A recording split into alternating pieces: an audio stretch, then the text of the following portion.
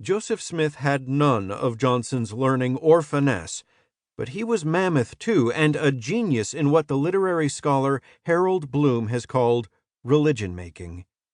Joseph Smith is one of those large Americans who, like Abraham Lincoln, came from nowhere. Reared in a poor Yankee farm family, he had less than 2 years of formal schooling, and began life without social standing or institutional backing. His family rarely attended church. Yet in the 14 years he headed the Church of Jesus Christ of Latter-day Saints, Smith created a religious culture that survived his death, flourished in the most desolate regions of the United States, and continues to grow worldwide after more than a century and a half.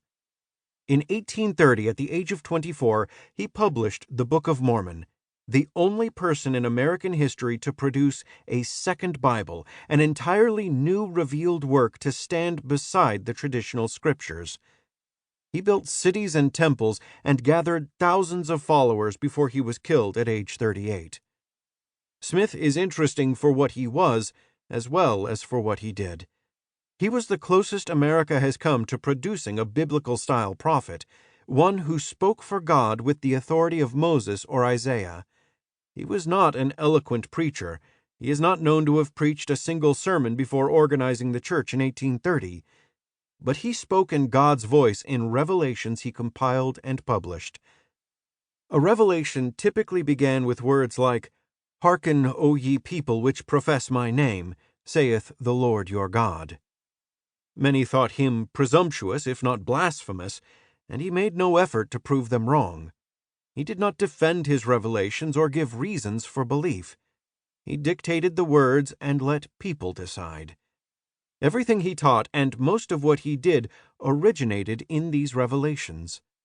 The question of this book is how such a man came to be in the age of railroads and the penny press. What was the logic of his visionary life? Joseph Smith did not offer himself as an exemplar of virtue.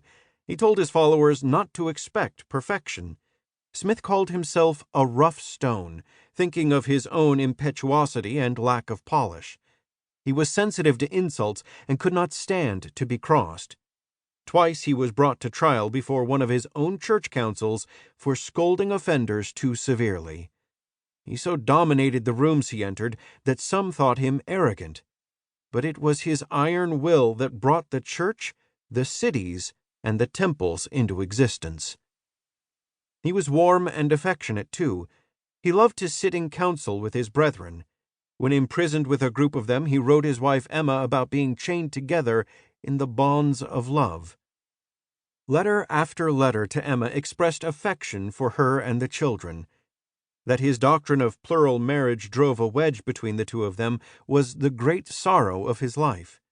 He said once to his people, "You never knew my heart." Perhaps he cannot be entirely known, but my aim has been to imagine him as fully as the records allow.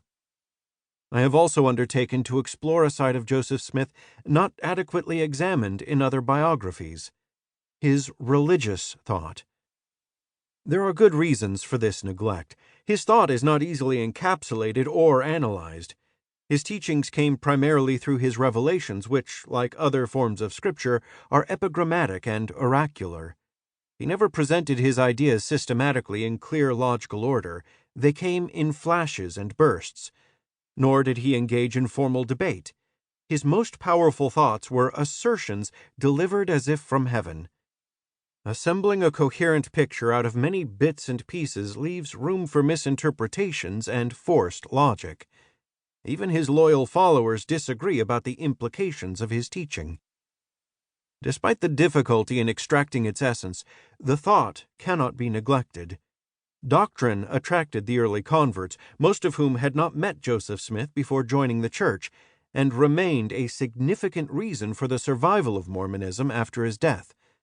His followers derived their energy and purpose from the religious world he brought into being.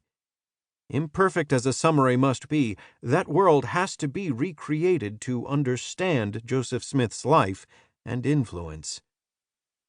A rhetorical problem vexes anyone who writes about the thought of Joseph Smith.